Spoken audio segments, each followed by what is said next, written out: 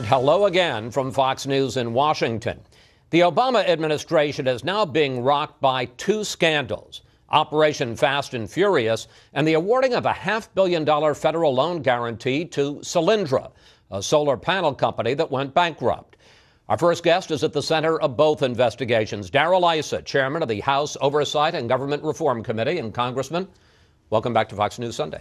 Well, thanks for having me on and for covering two issues of the many, many issues that are causing Americans to lose confidence in their government. Okay, let's start with Fast and Furious, in which ATF agents allowed more than 2,000 weapons to be sold illegally to cross the border. They were going to try to track them, to try to catch drug traffickers. They lost track of a number of them. Hundreds ended up with a Mexican drug cartel, and two of them ended up at the murder scene of a U.S. Border Patrol agent. I want to take you back to May, when you had this now famous exchange with Attorney General Holder. Here it is. When did you first know about the program, officially I believe called Fast and Furious? To the best of your knowledge, what date? I'm not sure of the exact date, but I probably heard about Fast and Furious for the first time over the last few weeks. Congressman, I understand that you are going to issue a new set of subpoenas to the Attorney General this week. About what? Well, about Fast and Furious, and basically at this point about why are they denying knowing about something that they were briefed on, exactly when the American people want to know how did it happen. Understand, we didn't start off going after the Attorney General or Lanny Breuer or anyone else in justice. We started off knowing that Brian Terry was dead, that the U.S. Border Patrol agent, and that a lot of weapons had been let walk. After that, we started being told things like, by a Justice Department designated official, we never let weapons walk. Now we have literally emails in which they're concerned about how so many walking. And you said something, and I don't mean to correct you, but to expand, we didn't just have a few not be tracked. The whole program was about not tracking them until they were found at the scene of crimes. And they didn't just allow, they facilitated, just in one gun buyer, one straw buyer, bought over 700 weapons. So specifically, what are your subpoenas about?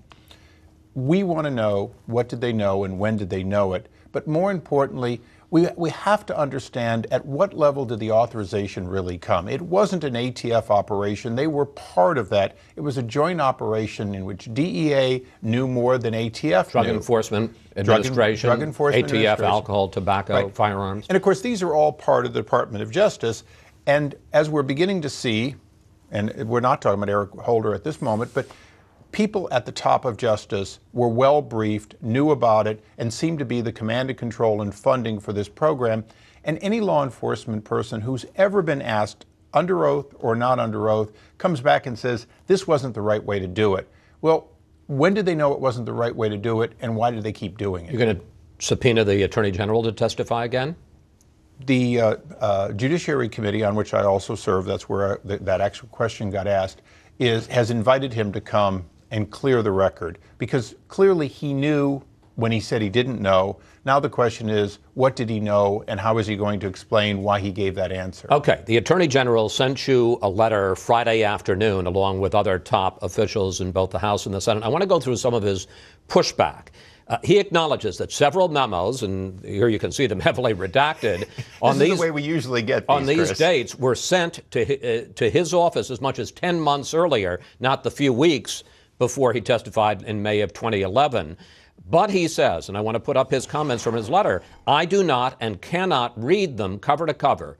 Here, no issues concerning Fast and Furious were brought to my attention because the information presented in the reports did not suggest a problem. He's saying, I didn't know about this program, and I certainly didn't know that we were letting guns walk. Well, I'll take him at his word, but let's go back. He answered before Judiciary Committee, myself, Jason Chaffetz, and others, that he didn't know about it till 2 weeks earlier. That's just disingenuous on its face. Very clearly, he had to know when Brian Terry was killed and everyone realized these were Fast and Furious weapons. He had to know that something serious had happened, and that's months before he says he knew. Now, if we assume for a moment he didn't know, The question is he competent?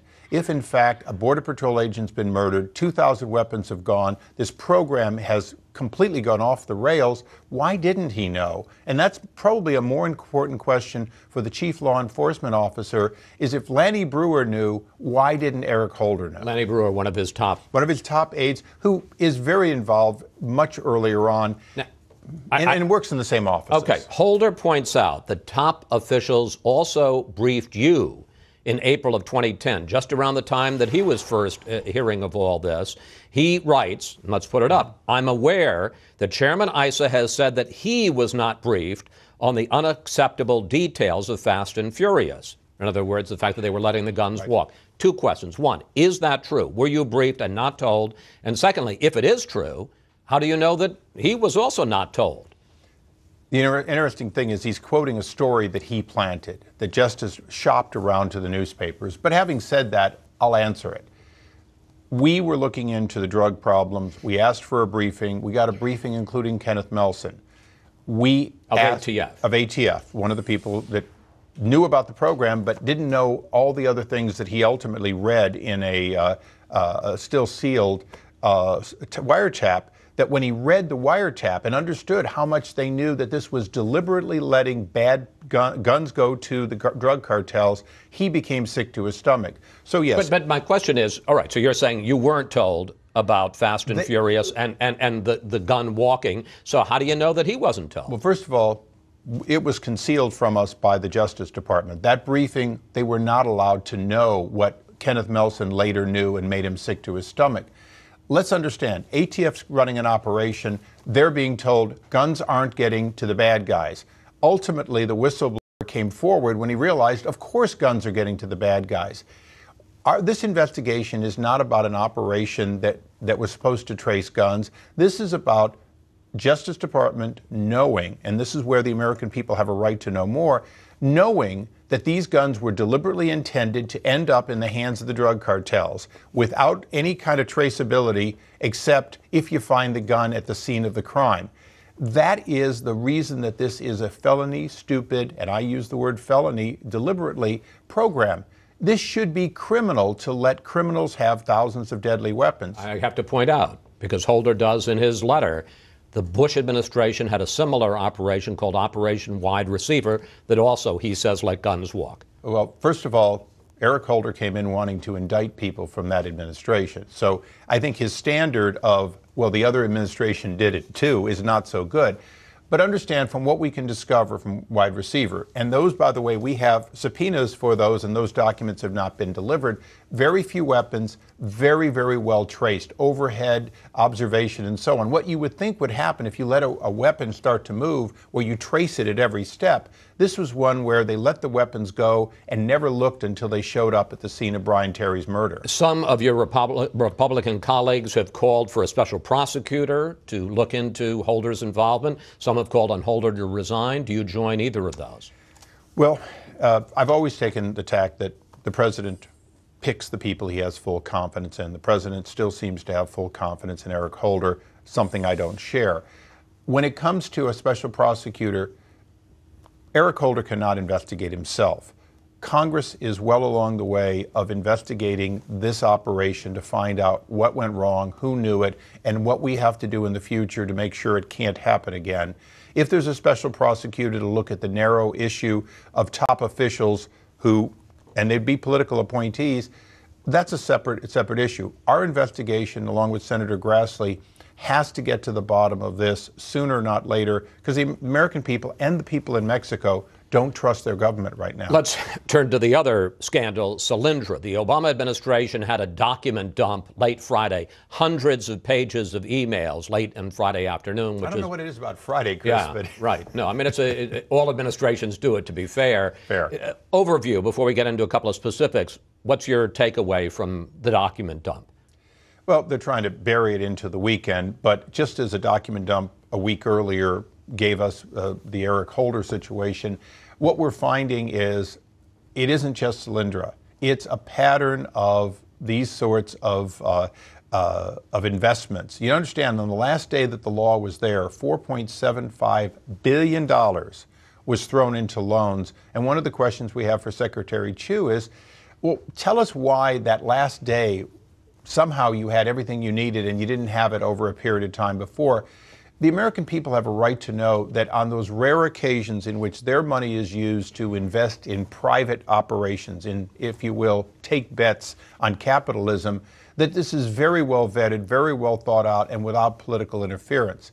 Solyndra is a story of political interference, picking winners and losers. It's salacious because, quite frankly, there were a lot of people giving to President Obama's campaign.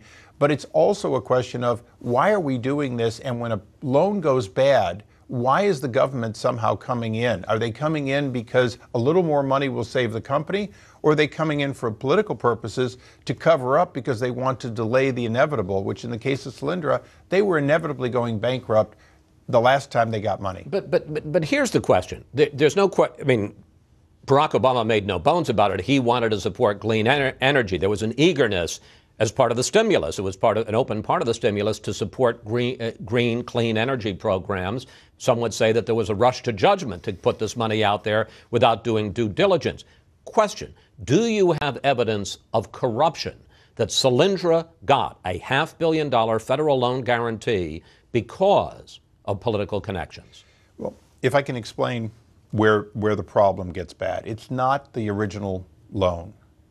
What there is, Chris, is when they got in trouble and we went we, the government, went in violation of congressional mandate and subordinated a loan, meaning put other creditors in a better position. The private creditors would get Right. paid back on this bankruptcy before the federal taxpayers. Exactly.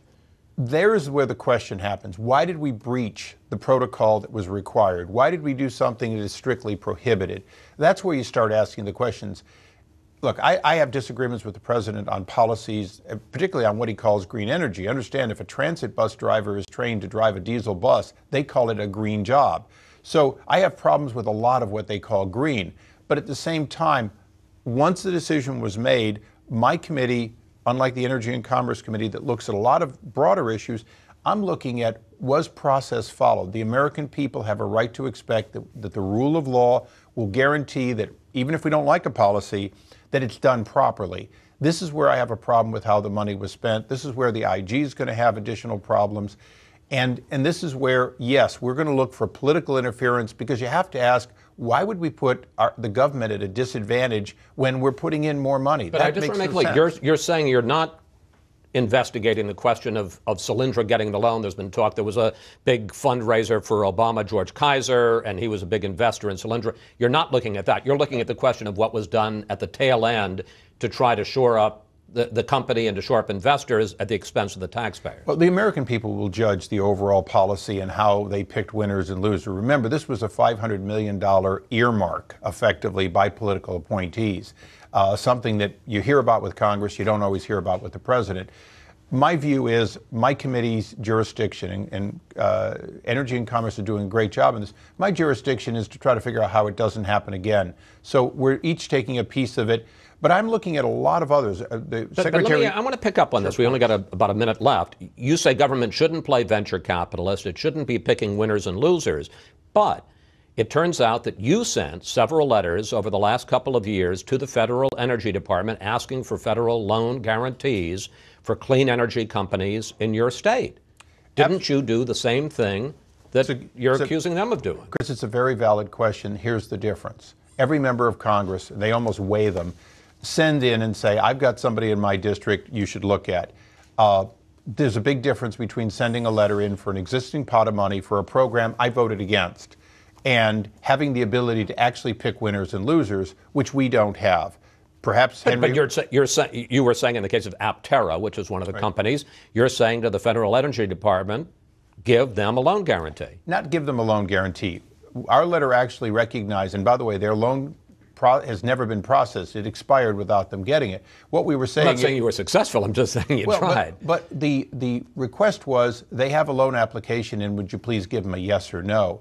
And that's a big difference. A lot of loans went in, and these people spent money processing, and they never heard. In the case of Solyndra, They contributed heavily to Barack Obama, and they got a loan, and they got it quickly. They got it expedited. The emails show that there was hurry all the way up to the vice president. We've got to do it. We're getting a lot of pressure. There's a big difference there. Congressman Issa, we're going to have to leave it there. We want to thank you so much for coming in today, and we will stay on top of both stories, sir. Thank you, Chris.